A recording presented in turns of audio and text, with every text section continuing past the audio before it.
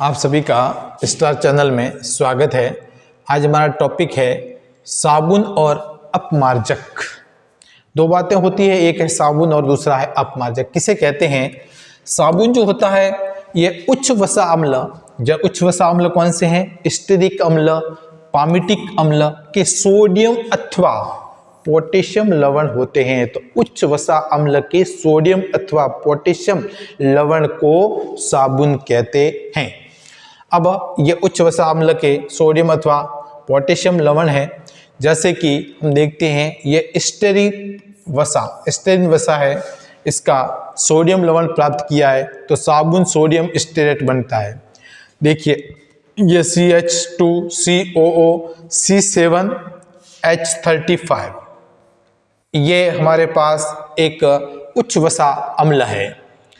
अब इसकी अभिक्रिया वापस हमने ये CH इतना बड़ा, ये पूरा ये भी उच्च वसा अम्ल है, ये भी उच्च वसा अम्ल है, ये पूरा हमारे पास एक उच्च वसीय अम्ल आता है।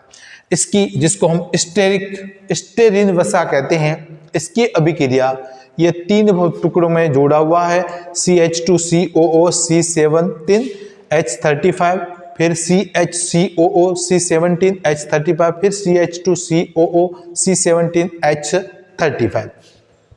तो इस प्रकार से हमने तीन टुकड़ों में इसको जोड़ दिया।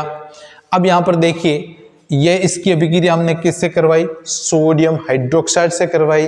तो CH2OH CHOH CH2OH ये जो हमारे पास प्राप्त हो रहे हैं, ये किस प्रकार से प्राप्त होते हैं? CH2OH single bond CHOH single bond CH2OH। ये है हमारा इसका बेसिक फंडा। ये इसको ग्लिसरॉल कहते हैं, इसको ग्लिसरॉल कहा जाता है। अब ये और साथ में क्या बन रहा है? ये जो C17H35 COON है, इसको कहते हैं साबुन सोडियम स्टेरेट, इसका निर्माण होता है। अब होता क्या है? साबुन को जब जल में घोला जाता है तो साबुन के दो भाग होते हैं, एक तो होता है जल स्नेही भाग और एक होता है जल विरागी भाग। एक तो जल से प्यार करने वाला और एक जल में नहीं घुलने वाला, जल से घृणा करने वाला। तो अब यहाँ पर साबुन का आयनिक भाग जल में घुल जाता है, जबकि ये जैसे हमारे पास साबुन है, अब इस साबुन के दो भाग होंगे। एक तो होगा आयनिक भाग, एक तो सिरा होगा जिसको सिर कहेंगे, जिसको शीर्ष नाम दिया हुआ, एक को कहते हैं पुच्छ नाम।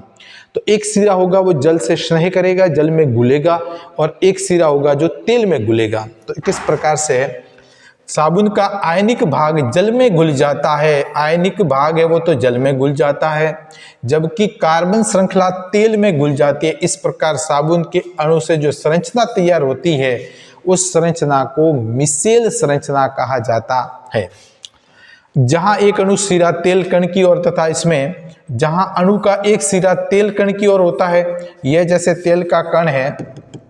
अब यहाँ पर एक सिरा इधर होगा, ये सिरे हैं।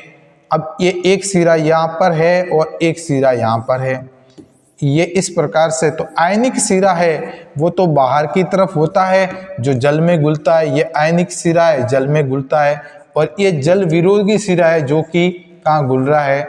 ये आकर के तेल के घुलता है, तेल की ओर होता है। आयनिक सिरा बाहर की ओर होता है, इससे इमल्सन बनता है। इस प्रकार साबुन का मिसेल मेल को पानी में घुलाने में मदद करता है और हमारे कपड़े साफ हो जाते। देखिए जितने भी कपड़े होते हैं, कपड़े में जो मेल होता है वो तेलीय होता है। तो साबुन के जो दो भाग, जब उसको जल में हमने घोला तो दो भाग बन गए, एक आयनिक सिरा, तो आयनिक सिरा तो जल में घुलेगा, और दूसरा जो सिरा होगा कार्बोक्सिलिक सिरा, वो कहाँ किसमें घुलेगा? तेल में घुलता है। तो कार्बन श्रृंखला तेल में घुल जाती है और आयनिक भाग होता है वो जल में घुल जाता है। जल में विलय एक सिरे को जल रागी यानी जल से स्नेह करने वाला, और हाइड्रोकार्बन में विलय दूसरे सिरे को जल विरागी कहते हैं। अब यहाँ इसमें देखिए C17H35 COONA, अब जब इसको जल में घोला गया तो ये दो सिरे बन गए। ये हमारे पास ये इसका भाग है, ये C17H35 COO माइनस। तो यहाँ पर साबुन कठोर जल के साथ जाग नहीं देते क्योंकि कठोर जल में उपस्थित कैल्शियम तथा मैग्नीशियम लवण से अभिक्रिया करके अघुलनशील लवण बनाते हैं, जबकि अपमार्जक होते हैं वो लंबी श्रृंखला के कार्बोक्सिलिक अम्ल श्रृंखला के अमोनियम सल्फेट लवण होते हैं। ये कठोर जल में उपस्थित कैल्शियम और मैग्नीशियम आयनों के साथ अघुलनशील पदार्थ नहीं बनाते हैं। तो यह था हमारा। तो इस प्रकार से इसमें एक संरचना बनती है, उस संरचना का नाम मिशेल संरचना है। ये जैसे तेल है या मैल है, इसमें यहाँ पर ये आयनिक सिरा है।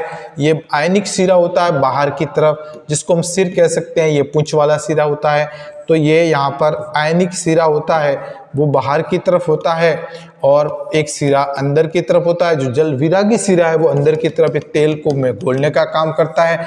आयनिक सिरा होता है, ये आयनिक सिरा है वो जल में घुलता है। इस प्रकार से ये इमल्सन का निर्माण होता है। इस संरचना को हम मिशेल संरचना कहा जाता है। तो ये था लेसन नंबर 4। धन्यवाद।